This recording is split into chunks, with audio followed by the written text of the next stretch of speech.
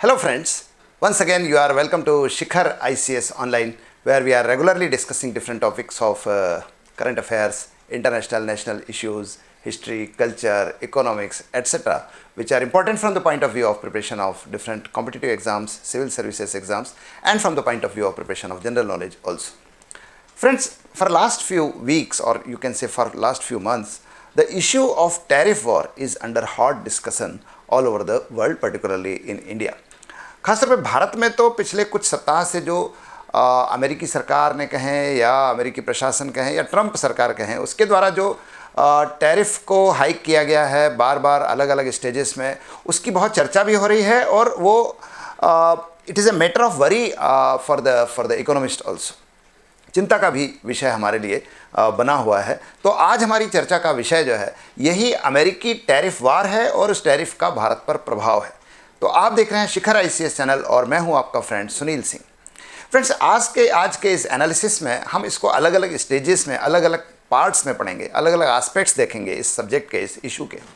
खासतौर पे हम ये देखेंगे कि आखिर टैरिफ वार है क्या, खासतौर पे भारत के प्रति जो टैरिफ हाइक किया जा रहा है वो क्या है, किस तरह से किया जा रहा है।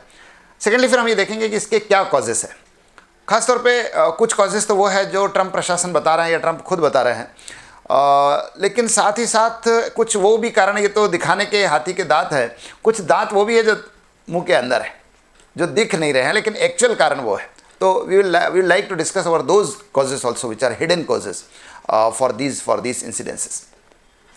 तो वो भी देखने की कोशिश करेंगे। इसके अलावा फिर हम ये देखने की कोशिश करेंगे कि आखिर इसके क्या इम्पैक्ट हो सकते हैं, what are the possible impacts, क्या परिणाम हो सकते हैं, क्या दुष्परिणाम हो सकते हैं, क्यों भारत के लिए चिंता का विषय बना हुआ है। और फिर ये कि साहब इसके क्या काउंटर आप जो है एफर्ट कर सकते हैं, इसको काउंटर करने के लिए क्या प्रयास कर सकते हैं या क्या प्रयास कर रही सरकार और क्या किया जाना चाहिए। तो डिस्कशन शुरू करते हैं। आखिर ये टैरिफ वार है क्या। टैरिफ, देखिए टैरिफ शब्द को समझिए। टैरिफ का मतलब होता है जो इंटरनेशनल ट्रेड पर लगने वाले टैक्सेस है। आप उसको इंपोर्ट ड्यूटी कह लीजिए, एक्सपोर्ट ड्यूटी कह लीजिए, कस्टम ड्यूटी का भी एक रूप होता है, सीमा शुल्क कहते हैं हम हिंदी में, आयात शुल्क, निर्यात शुल्क कहते हैं हिंदी में। तो वो उसको जो है ख़ास तौर पे बढ़ाया गया। ख़ास तौर पे ट्रंप ने क्या किया है, अमेरिका क्या है दुनिया के सभी देशों के लिए, भारत के लिए ख़ास तौर पे, चाइना के लिए ख़ास तौर पे, या दूसरे एशियन कंट्रीज़ है या कनाडा है, इनके लिए एक बहुत बड़ा बाज़ार है इन देशों के निर्यात के लिए, एक्सपोर्ट के लिए।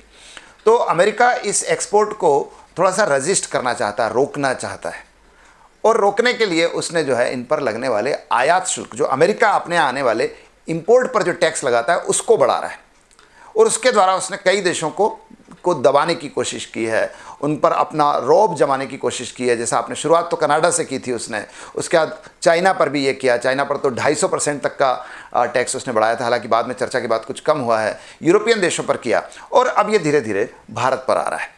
तो टैक्सेस बढ़ाकर अपना एक प्रकार का रौब स्थापित करना, अपनी एक चौधराहट स्थापित करना, to establish America as a dominant economy over all this countries, ये जो प्रयास किया जा रहा है इसी को हम टैरिफ वॉर कह रहे हैं, इसी को हम शुल्क का युद्ध कह रहे हैं।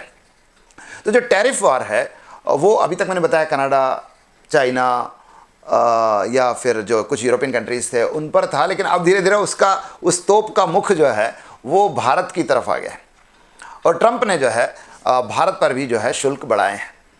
और पहले तो ये कहा गया था कि जो इंडियन एक्सपोर्ट्स होंगे, अब अमेरिका के लिए कहना है तो इंडियन इंपोर्ट्स जो होंगे, इंडिया से आने वाले आयात जो होंगे उस पर शुल्क बढ़ाया जाएगा। और पहले उन्होंने 25% बढ़ाया था, 25% बढ़ाया था।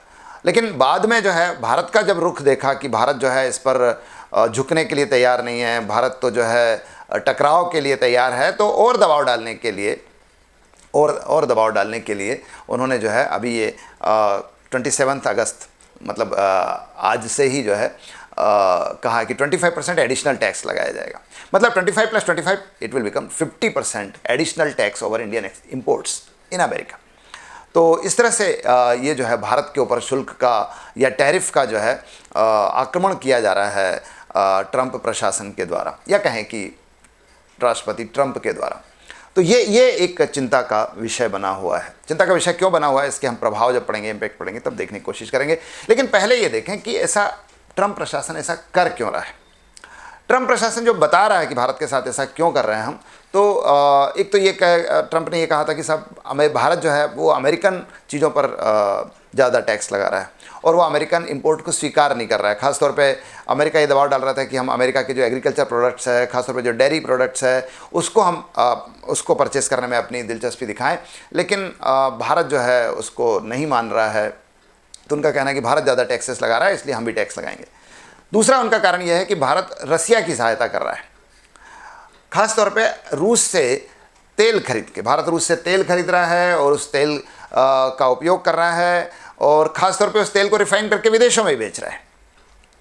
तो अमेरिका की आपत्ति है कि रूस जो है उससे हमने बैन कर रखा है कि उससे कोई चीज़ इंपोर्ट करेगा नहीं, क्योंकि रूस जो है वो एक वार क्रिमिनल है, वो एक युद्ध अपराधी है। वो रूस उसने यूक्रेन पर ज़बरदस्ती एक युद्ध थोप रखा है, और यहाँ तक कि अमेरिकी प्रशासन तो रूस को कह रहा है कि वो एक युद्ध मशीन है, और वो जो है यूक्रेन में होने वाले युद्ध के लिए, यूक्रेन में जाने वाली सैकड़ों हज़ारों जानों के लिए जो है जिम्मेदार है। इसलिए रूस के साथ किसी प्रकार का सहयोग नहीं किया जाना चाहिए। Therefore import from Russia should be avoided. But India is continue with such kind of import of oil from Russia, और वहाँ से ले रहा है, रिफाइन कर रहा है, और not only it is using for the domestic purposes, rather it is exporting that oil to other countries also. In that sense it is earning profit by that oil import from Russia. तो रूस से आप तेल आयात कर रहे हैं, उससे लाभ भी कमा रहे हैं, और इस तरह से रूस की सहायता कर रहे हैं जो यूक्रेन में एक प्रकार का युद्ध अपराधी है, वहाँ पर जो है मानव अधिकारों का जो उल्लंघन हो रहा है उसके लिए दोषी है। तो ये आप गलत कर रहे हैं, इसलिए हम भारत पर जो है इस प्रकार का टैक्स लगाएंगे, ये उनका कहना है। लेकिन मैंने बताया कि ये तो प्रकट होने वाले प्रभाव है, कारण हैं। कुछ कारण ऐसे भी हैं जो हिडन हैं, जो एक प्रकार से डिस्गाइज्ड है, प्रच्छन्न है, दिख नहीं रहे लेकिन है, और उन कारणों की चर्चा हम आज करना चाहेंगे। खासतौर पे पहली चीज़ तो यही है कि अमेरिका जो है it is suffering from A unprecedented economic crisis. America जो है वो एक बड़े आर्थिक संकट का सामना कर रहा है। वहाँ मंदी चल रही है, और वहाँ जो है कंपनियों के लाभ नहीं बढ़ रहे हैं, वहाँ कंपनियों के शेयर की कीमत नहीं बढ़ रही है, और मंदी जिसे आप कहते हैं रिसेशन, उससे गुजर रहा है। तो अब जब रिसेशन होगा तो वहाँ पर व्यापार कम होगा तो उत्पादन कम होगा, इंडस्ट्रीज सफ़र करेगी, और स्वाभाविक सी बात है कि जब इंडस्ट्रीज सफ़र करेगी तो लोगों को, जब इंडस्ट्रीज़ का ही व्यापार नहीं बढ़ेगा, व्यवसाय नहीं बढ़ेगा, तो स्वाभाविक सी बात है कि इंडस्ट्रीज़ द्वारा दिए जाने वाले जो एम्प्लॉयमेंट है, जो रोज़गार है, वो भी कम हो रहा है। तो वहाँ एक प्रकार की बेरोजगारी की समस्या भी है, या बेरोजगारी का संकट आता हुआ उनको दिखाई दे रहा है। तो ट्रंप ने जब चुनाव लड़ा था तभी ये कहा था कि हम इस समस्या को समाधान करेंगे, हम इस समस्या को रोकेंगे, और ये जो अभी किया जा रहा है ये मोस्टली उसी मंदी की आहट को देखते हुए किया जा रहा है, मंदी के संकट के आहट को देखते हुए किया जा रहा है मोस्टली। देखिए, भारत के साथ शत्रुता हो सकती है, भारत रूस के साथ तेल आयात कर सकता है, चीन तो नहीं कर रहा ना, और चीन तो बहुत ज़्यादा कर रहा था, या कनाडा तो नहीं कर रहा ना, या यूरोपीय देश तो नहीं कर रहा। इन सब पर आप क्यों कर रहे हैं? इन सब आप इसलिए कर रहे हैं क्योंकि ऐसा करके आप एक प्रोटेक्टेड ट्रेड की पॉलिसी अपना रहे हैं, संरक्षित व्यापार की नीति अपना रहे हैं, जो बहुत पहले अपनाई जाती थी देशों के द्वारा। मतलब ये WTO के पहले, वर्ल्ड ट्रेड ऑर्गेनाइजेशन इस्टेब्लिश होने के पहले। उसके बाद तो लिबरल ट्रेड की बात हो रही थी, उसके बाद तो ग्लोबलाइजेशन की बात हो रही थी। तो प्रोटेक्टेड ट्रेड बहुत पुराना एक प्रकार का हथियार होता है देशों के साथ अपने उद्योगों को संरक्षण देने के लिए, अपने उद्योगों को मजबूती देने के लिए, अपने उद्योगों के उत्पादन को बढ़ावा देने के लिए। तो अमेरिका वही प्रोटेक्टेड ट्रेड की पॉलिसी अपना रहा है, ये टैक्स बढ़ा के। सबसे बड़ी बात तो यही है। तो वो अगर दूसरे देशों से इंपोर्ट कम होगा तो स्वाभाविक सी बात है कि देश में उत्पादन बढ़ेगा, देश में उत्पादन बढ़ेगा तो देश के उद्योगों को लाभ मिलेगा, उद्योगों को लाभ मिलेगा तो रोजगार मिलेगा, और रोजगार मिलेगा तो अमेरिका में आने वाला मंदी का संकट दूर होता हुआ सा दिखाई देगा। सबसे पहला कारण तो यही है, बोल नहीं रहे हैं लेकिन कारण यही है। दूसरी चीज़ यह है कि अमेरिका ने जब पहले भारत पर इस तरह का दांव चला था तो अमेरिका को लगा था कि भारत बहुत जल्दी सरेंडर करेगा, भारत बहुत जल्दी अमेरिकी जो दबाव है उसके आगे झुक जाएगा और शर्तों को स्वीकार कर लेगा और अमेरिकी ट्रेड को स्वीकार करेगा। लेकिन भारत ने ऐसा किया नहीं। भारत ने तो इसको काउंटर किया। भारत ने कहा कि नहीं, हम इसको बिल्कुल स्वीकार नहीं करेंगे, ना इस दबाव के आगे झुकेंगे। आप देखिए, जब पहली बार ये जो फर्स्ट वीक ऑफ अगस्त में जब 25% हाइक किया गया था टैरिफ, उसके बाद इंडिया ने अमेरिकी सरकार की बातों को मानने के बजाय अमेरिका पर ही जो है एक प्रकार का टैरिफ अटैक किया है। अमेरिका पर ये जो है, अमेरिका एक जो डेयरी प्रोडक्ट भारत में बेचना चाह रहा था, भारत ने बिल्कुल इनकार किया कि हम ऐसे डेयरी प्रोडक्ट्स स्वीकार नहीं करेंगे जो उन गायों के द्वारा उत्पादित है जो शाकाहारी नहीं है।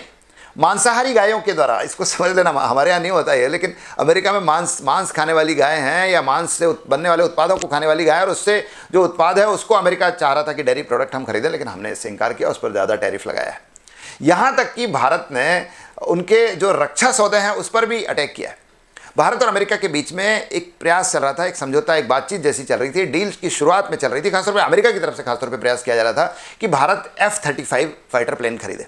F-35 F-16 का ही इम्प्रूव्ड वर्सन है, जो स्टील्थ फाइटर प्लेन है, लड़ाकू विमान है। स्टील्थ मतलब जो जनरली रडार की पकड़ में नहीं आता है, तो ऐसा स्टील्थ बमर जो है वो भारत खरीदेगा F-35, इसकी चर्चा चल रही थी। लेकिन जैसे ही टैक्स लगाया अमेरिका ने, भारत ने स्पष्ट तौर पर इंकार किया कि भारत इन विमानों की खरीद पर कोई विचार नहीं कर रहा है। It was clearly and officially stated to the American administration. तो ये अमेरिका के लिए बड़ा जो है तिलमिलाने वाली बात थी। अमेरिका इतना बड़ा इकोनॉमिक पावर है, इतनी बड़ी मिलिट्री पावर है, और उसके साथ आप ऐसा व्यवहार कर रहे हैं, तो ये बुरा लगा। इसलिए जो है फिर से उन्होंने 25% बढ़ा के भारत पर दबाव बढ़ाने की कोशिश की है। एक और चीज़ है कि ट्रंप जो है व्यक्तिगत रूप से, देखिए ट्रंप जो है एक राजनयिक के रूप में, एक स्पोक्समैन के रूप में बहुत या तो कम परिपक्व दिखाई देते हैं या बहुत ज़्यादा चालाक है, बहुत ज़्यादा, मैं कहूँगा भारतीय भाषा में धूर्त है, शूड है, कि वो जो है उनको लगता था कि भारत पर दबाव डाल के हम जो है भारत को अपने गिरफ्त में ले सकते हैं, भारत को इकोनॉमिक गिरफ्त में ले सकते हैं, भारत की इकोनॉमी को गिराने की कोशिश कर सकते हैं, लेकिन भारत हो नहीं रहा है। आप देखिए कि जब भारत ने पाकिस्तान पर आक्रमण किया था अभी पहलगाम आतंकवादी हमले के बाद, जिसको हम ऑपरेशन सिंदूर कह रहे हैं, ऑपरेशन सिंदूर के बाद जब भारत पाकिस्तान के बीच में लड़ाई हुई ऑपरेशन सिंदूर के अंतर्गत ही, और जब भारत ने पाकिस्तान पर को जो है लगभग बहुत बुरी तरह से उसको नुकसान पहुंचाया, उसके बाद जो है पाकिस्तान ने भारत से मांग की कि भारत इस युद्ध को रोका जाए, और शांति की बातचीत की, और उसके बाद युद्ध रुक गया। लेकिन आप देखिए कि अमेरिकी राष्ट्रपति ट्रंप ने कई बार कई मंचों से, अलग अलग नेशनल मतलब प्लेटफॉर्म से भी और इंटरनेशनल प्लेटफॉर्म से भी इस बात को एस्टेब्लिश करने की कोशिश की कि the war was stopped by me personally, by Trump. और ट्रंप ने बार बार ये कहा कि हमने प्रयास किया, हमारे प्रयासों से युद्ध रुका है, और otherwise both countries were at the verge of nuclear war, परमाणु युद्ध हो सकता था, मैंने रुकवाया है और हमने रुकवाया है, और हमने ऐसी धमकी देकर रुकाया, ये करके रुकाया। ये सब करके अमेरिका जो है एक प्रकार से अमेरिका, मैं कहूँ कि ट्रंप पर्सनली जो है वो एक प्रकार से शांति के दूत बनना चाहते थे, wanted to be an ambassador of peace, और वो कुछ हद तक नोबेल पुरस्कार तक पहुंचना चाहते थे। कुछ देशों ने, कुछ लोगों ने तो उनको नॉमिनेट भी कर दिया।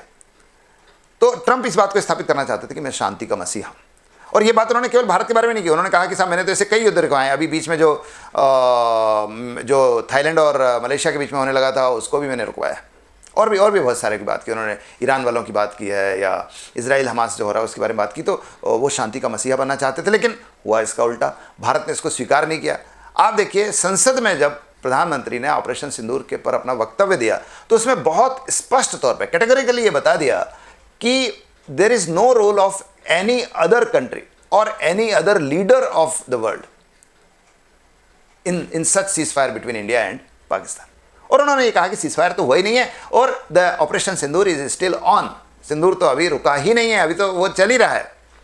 तो ये चीज़ जो है ट्रंप के लिए बड़ी तिलमिलाहट वाली थी, उसको झुंझलाहट देने वाली थी, उसके लिए अपमानजनक थी कि साहब कहाँ तो वो अंतर्राष्ट्रीय स्तर पर यह स्थापित करने की कोशिश कर रहे हैं कि अमेरिका ने या ट्रंप ने ही अपने प्रयासों के द्वारा भारत पाकिस्तान को युद्ध को रुकवा दिया, और कहाँ भारत का प्रधानमंत्री ऑफिशियली पार्लियामेंट में कहना बहुत बड़ी बात होती है, इसको समझिए, पार्लियामेंट में ये कहा कि साहब विश्व के किसी भी नेता का इस भारत और पाकिस्तान के बीच में युद्ध रुकवाने में कोई भूमिका नहीं है।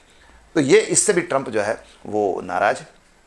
तीसरी चीज, ट्रंप या अमेरिका जो है एक प्रकार का फोर्थ जनरेशन ऑफ, या थर्ड जनरेशन हम कहें, थर्ड जनरेशन ऑफ कॉलोनियलिज्म का जो है स्थापित करना चाहते हैं, एक उपनिवेशवाद को फिर से स्थापित करना चाहते हैं। लेकिन ये उपनिवेशवाद किसी देश की भूमि पर कब्जा करने का नहीं है, बल्कि उसके ट्रेड को नियंत्रित करने का है, उसकी अर्थव्यवस्था को नियंत्रित करने का है। तो ये भी करना चाहते हैं ताकि कनाडा पर कंट्रोल किया जाए, ताकि भारत पर कंट्रोल किया जाए, ताकि यूरोपीय देश भी जो है आर्थिक मोर्चे पर संकट का सामना कर रहे हैं और दे आर स्ट्रगलिंग, तो सब उन पर कब्जा किया जाए, ये भी प्रयास कर रहे हैं ट्रंप। तो these are the basic causes why Trump and Trump administration is under such tariff war. ये तो कारण है। अब हम प्रभाव की बात कर लेते हैं, क्या प्रभाव हो सकता है। देखिए प्रभाव जो है निश्चित रूप से भारत पर तो प्रभाव पड़ेगा ही, और एक खराब सा प्रभाव पड़ेगा, क्योंकि अमेरिका भारत का एक बड़ा ट्रेड पार्टनर है in both export as well as in import. हमारा निर्यात भी होता है और हम आयात भी बहुत करते हैं अमेरिका से, इसलिए बड़ा ट्रेड पार्टनर है। तो अगर हम सबसे ज़्यादा निर्यात किसी को करते हैं तो आज की तारीख में अमेरिका को ही करते हैं, तो सब वो प्रभावित होने वाला है। खासतौर पे जब 25% और लग जाएगा तब तो ये प्रभाव ज़्यादा होगा। लेकिन हालांकि एक चीज़ देखिए कि ये जो 50% है इसमें ट्रंप प्रशासन ने कुछ चीज़ों को इससे बाहर रखा है। जो टैरिफ हाइक है, जो टैरिफ बढ़ाया है, इससे कुछ चीज़ों को बाहर रखा है, खासतौर पे फार्मास्यूटिकल्स को, यानी दवा उद्योग को। दूसरा ये कि जो इलेक्ट्रॉनिक्स है इसको, तीसरा सॉफ्टवेयर को, जिन चीज़ों की खुद को ज़रूरत थी उसको दायरे से बाहर रखा, क्योंकि इसके बिना वो, इन भारतीय चीज़ों के बिना वो रह नहीं पाएंगे। तो इन चीज़ों को दायरे से क्या किया है, बाहर रखा है। लेकिन अभी भी लगभग भारतीय निर्यात का लगभग 2/3 भाग, ऐसा कहा जा रहा है, इंडिया टुडे में एक रिपोर्ट आई है कि the 2/3 part of Indian export to America will be affected by this tariff hike. तो 2/3 भाग अभी भी प्रभावित होगा। और एक रिपोर्ट तो ये भी कहती है कि लगभग भारत का जो अमेरिका को निर्यात है वो लगभग 70% कम हो सकता है, 60 से 70%। तो 60 से 70% तो बहुत बड़ा होता है अमेरिका को। मैंने बता रहा हूँ, अमेरिका, भारत की निर्यात का एक बड़ा भाग अमेरिका को जाता है, और वो अगर 60 से 70% प्रभावित होगा तो निश्चित रूप से भारत पर, भारतीय उद्योग को बहुत कठिनाई का सामना करना पड़ेगा। और इसके अलावा आप देखिए कि भारतीय जो व्यापार है वो खराब होगा। इस पर हमारे यहाँ भी रोजगार सृजन जो है, एम्प्लॉयमेंट जो जनरेशन है वो कम होगा। और सबसे बड़ी बात है कि भारत का जो एक बड़ा सपना है कि we want to be the 5 trillion economy in next few years, वो जो है प्रभावित होगा। संभवतः उसको रोकने के लिए ही ये किया भी जा रहा है, तो वो प्रभावित होने वाला है निश्चित रूप से। एक और चीज़ है कि इससे अमेरिका और भारत के संबंध जो पिछले लगभग 1 दशक से बहुत अच्छी स्थिति में आते आ रहे थे, वो भी दुष्प्रभावित हो रहे हैं। आज आप देखिए कि कल जो है एक जर्मन प्रेस जो है, जर्मन मीडिया जो है, उसने ये दावा किया है कि ये टैरिफ वॉर जब शुरू हुआ था भारत के साथ, मतलब 25% जब बढ़ाया गया था, उसके बाद ट्रंप ने कई बार मोदी से बात करने की कोशिश की, प्रधानमंत्री मोदी से, लेकिन मोदी जी की तरफ से ये फ़ोन रिसीव नहीं किया गया। मतलब Modi refuse to talk to Trump. तो ये तो बहुत बड़ी बात है, ये तो संबंधों को बहुत, मतलब इसका मतलब संबंधों में बिटरनेस जो है, कड़वाहट जो है बहुत ज़्यादा हो गई। दूसरी चीज़ जो है, आप ये भी देखिए कि भारत ने जो है कुछ अमेरिकी डेलीगेशन जो भारत आने वाले थे, उनको भी भारत आने से मना कर दिया कि अभी हम आपसे बात करने की स्थिति में नहीं है। तो ये it shows the extent of bitterness which is involve in Indo American diplomatic relations. तो ये चीज़ जो है ये बता रही है कि भारत अमेरिका के संबंध धीरे धीरे खराब होंगे इससे, और इस पर अमेरिका में भी बड़ी आलोचना की जा रही है। ट्रंप की जो ये टैरिफ पॉलिसी है, इस पर अमेरिका में बड़ी आलोचना की जा रही है। अभी कल तो जो है एक अमेरिकी पत्रकार है, उसने कहा कि साहब इससे भारत और चीन के संबंध जो है फिर से ठीक हो जाएंगे, और भारत का झुकाव चीन की तरफ जा रहा है, और जो भारत का अमेरिका के साथ संबंध सुधर रहे थे वो बिगड़ जाएंगे, वो तो बिगड़ ही रहे, और भारत धीरे धीरे चीन की तरफ जाएगा। आप देखिए, अमेरिका के लिए एशिया में चीन के विरुद्ध भारत एक सशक्त जो है मित्र था, but because of this tariff war America is losing that friend, that possible friend against China in Asia. तो इसको लेकर बड़ी आलोचना की जा रही है अमेरिकी मीडिया में। एक पत्रकार ने तो कहा है कि साहब बहुत ही एक आपत्तिजनक सा शब्द यूज़ किया है ट्रंप के लिए, और कहा है कि वो मूर्ख है। तो जो है ये बता रहा है कि संबंध जो है वो क्या हो रहे हैं, खराब हो रहे हैं, ये प्रभाव होगा। और इसके अलावा फिर जो है दूसरी चीज़ों का भी प्रभाव होगा कि भारत जो है वो, भारत के उद्योग जो है प्रभावित होंगे, भारत की अर्थव्यवस्था प्रभावित होगी। ये सारी चीज़ें प्रभाव की श्रेणी में, प्रभाव के क्षेत्र में आएंगे सब। ठीक है, प्रश्न ये है कि इसका क्या उपाय है, या क्या किया जाए। देखिए, कुछ चीज़ें तो हमारे यहाँ पहले से चल रही थी, पता नहीं ये ईश्वरीय कोई कार्य था या पहले से कोई पूर्वाभास था। भारत बहुत पहले से अन्य देशों के साथ अपने व्यापार को बढ़ा रहा है, जो होना चाहिए। भाई अमेरिका पर हमारे व्यापार की या हमारे निर्यात की निर्भरता कम की जानी चाहिए, यही इसका एकमात्र उपाय है। क्योंकि अमेरिका तो फिर करेगा ऐसे, एक बार देख लेगा, एक बार दबाव होगा तो फिर आप बार बार उस दबाव के चंगुल में आएंगे। तो इसका सबसे अच्छा उपाय है कि भारत को अपने व्यापार की दिशा का विस्तार करना चाहिए। व्यापार की दिशा का विस्तार, व्यापार की दिशा जो है, डायरेक्शन ऑफ ट्रेड जो है, इकोनॉमिक टर्म है, जिसका तात्पर्य होता है कि उन देशों की संख्या या वे देश जिनके साथ मुख्य तौर पर आप व्यापार कर रहे हैं या निर्यात कर रहे हैं, तो आपको अपनी निर्यात की दिशा का विस्तार करना होगा।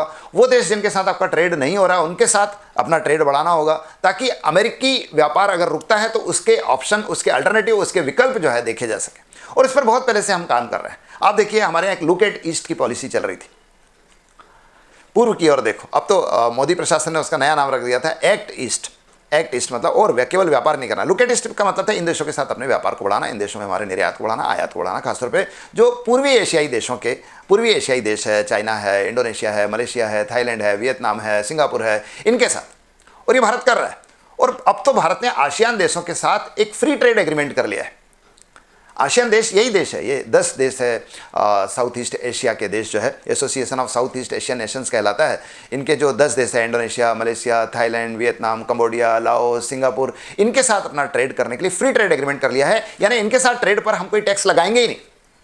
तो इससे क्या होगा, ट्रेड हमारा बढ़ जाएगा। और ऐसा ही अन्य देशों के साथ भी किया जा रहा है। अभी अफ्रीकन देशों के साथ इंडो अफ्रीकन कन्वेंशन हुए थे, उसमें भी हम कर रहे हैं। आप देखिए, भारत की एक व्यापार नीति का एक बड़ा इंपॉर्टेंट भाग है MEIS, merchandise export from India scheme, जिसमें कुछ ऐसे देश जिनके साथ हमारा ट्रेड कम हो रहा है, उसमें अगर कोई निर्यातक उन देशों को निर्यात करता है तो उसमें हम टैक्स में छूट देंगे। स्वाभाविक सी बात है कि टैक्स में छूट मिलेगी तो हमारा निर्यात क्या होगा, बढ़ेगा। खास तौर पे हमने इसमें लैटिन अमेरिकी देश रखे हैं, Colombia, Venezuela, Peru, Argentina, Brazil, इन देशों के साथ। और दूसरा अफ्रीकन देश, खासतौर पे जो अल्जीरिया वाला क्षेत्र है, नाइजीरिया वाला है, या कीनिया है, या नामीबिया है, इन देशों के साथ हमारा ट्रेड हम क्या बढ़ाने के लिए ये MEIS स्कीम या एक ऐसी IS स्कीम भी है, वो हम चला रहे हैं ताकि टैक्स को कम करके इन देशों के साथ अपने निर्यात को क्या किया जा सके, बढ़ावा दिया जा सके। ऐसे एक फोकस प्रोडक्ट स्कीम हम पहले चला रहे थे, वो इसी MEIS का ही पूर्व रूप था, जिसमें कुछ प्रोडक्ट्स के अगर निर्यात करता है कोई पर्टिकुलर एक्सपोर्टर तो उसको टैक्स में छूट दी जाती थी। खासतौर पे हम जो हमारे जो फूड प्रोसेसिंग इंडस्ट्रीज़ है, खाद्य संरक्षण उद्योग है, उसके उत्पादों को निर्यात पर हम टैक्स में छूट दे रहे थे। तो ऐसा करके हम टैक्स अपना जो व्यापार है, अपना जो निर्यात है, वो अन्य देशों में बढ़ा रहे हैं ताकि अमेरिका पर निर्भरता क्या हो सके, कम हो सके। ठीक है। इसके अलावा आप देखिए कि हम दूसरे देशों में अपने जो निवेश है वो भी बढ़ा रहे हैं। खासतौर पर सिंगापुर में हम अभी इन्वेस्ट कर रहे हैं। आपने सुना होगा वियतनाम में भी हम जो है, वियतनाम में ऑयल एक्सट्रैक्शन के लिए काम कर रहे हैं। खासतौर पे जो ईस्ट चाइना सी है वहाँ पर, साउथ चाइना सी में सॉरी, वहाँ पर जो है ऑयल एक्सट्रैक्शन में काम कर रहे हैं हम। ईरान के साथ जो चाबाहार का बंदरगाह है वहाँ पर, या दूसरे अन्य देशों के साथ भी हमारे ट्रेड को धीरे धीरे क्या कर रहे हैं, बढ़ावा दे रहे हैं ताकि ऐसी समस्याओं का सामना किया जा सके। तो यही करना होगा, इसको और ज़्यादा मतलब एग्रेशन के साथ करना पड़ेगा ताकि जल्दी ही इससे जो लॉसेस होंगे, इससे जो हानि होगी, उसकी क्षतिपूर्ति की जा सके। एक और चीज़ आपने देखा होगा, प्रधानमंत्री पिछले 2-3 साल से या 2 साल से कहें, बार बार इस चीज़ की बात कर रहे हैं। अभी तो लाल किले से भी उन्होंने कहा है कि भारत को स्वदेशी वस्तुओं का प्रयोग करना चाहिए, स्वदेशी वस्तुओं का। अब उसको स्वदेशी वस्तुओं का कह लें, इसका प्रचार कह लें, भारत को आयातित वस्तुओं का प्रयोग कम करना चाहिए, कम से कम प्रयोग करें, जनता के साथ संवाद में उन्होंने कहा। अब इसमें वोकल फॉर लोकल जैसी चीज़ें भी हैं कि हम भारत की वस्तुओं को, उनकी चर्चा करें, उनका निर्यात बढ़ाएं, उनकी उत्पादन बढ़ाएं, उनका निर्यात बढ़ाएं। वो चीज़ें जो अभी तक दुनिया को पता नहीं है कि हमारे यहाँ उत्पादन हो रहा है, उसमें क्राफ्ट भी है, उसमें फूड प्रोसेसिंग इंडस्ट्रीज़ भी है, तो इनका निर्यात बढ़े, ये भी कर रहे हैं हम। अमेरिकन निर्यात आयात को कम करने का भी प्रयास कर रहे हैं। वही प्रयास है कि हम स्वदेशी की बात जब करते हैं तो हम अमेरिका को भी इस प्रकार का धक्का देना चाहते हैं कि हम अमेरिका की चीज़ों का आयात क्या करेंगे, कम करेंगे। और इस मामले में जनता को भी ध्यान रखना चाहिए, भारतीय जनता को भी, कि अगर अमेरिका आर्थिक रूप से हमारा शत्रु होने की कोशिश कर रहा है तो हमको भी जो है ईंट का जवाब पत्थर से देना चाहिए। और अमेरिकन प्रोडक्ट, चाहे फिर वो डोमिनोज हो, मैकडोनल्ड हो, KFC हो, या जो दूसरे ब्यूटी प्रोडक्ट्स है, गार्नियर है, या दूसरे जो प्रोडक्ट्स है, उसको अवॉइड करना चाहिए। आप अमेरिकन प्रोडक्ट्स की लिस्ट निकालिए और उसको अवॉइड कीजिए कि हम ऐसे प्रोडक्ट का उपयोग नहीं करेंगे, ताकि सरकार का साथ आप दे सकें इस संकट का सामना करने में। आखिर सरकार अकेली इस युद्ध को क्यों लड़े? जनता का भी उत्तरदायित्व है कि वो भी इसमें भाग ले और जनता का, सरकार का साथ दे और अपने एक नागरिक होने के उत्तरदायित्व को पूरा करे, ताकि अमेरिका की ओर से आए संकट का सामना सफलतापूर्वक किया जा सके। तो फ्रेंड्स, आज टैरिफ वार पर ये एक विश्लेषण है। आशा करते हैं आपको अच्छा लगा होगा। अगर अच्छा लगा है तो आप इसे लाइक कीजिए, अपने फ्रेंड्स के साथ शेयर कीजिए, और हाँ, अगर आपने ये चैनल अभी तक सब्सक्राइब नहीं किया है तो इसे सब्सक्राइब जरूर कीजिए, बेल आइकन प्रेस कीजिए ताकि रेगुलरली आप इन वीडियोस को प्राप्त कर सकें। तो thank you very much, have a good day.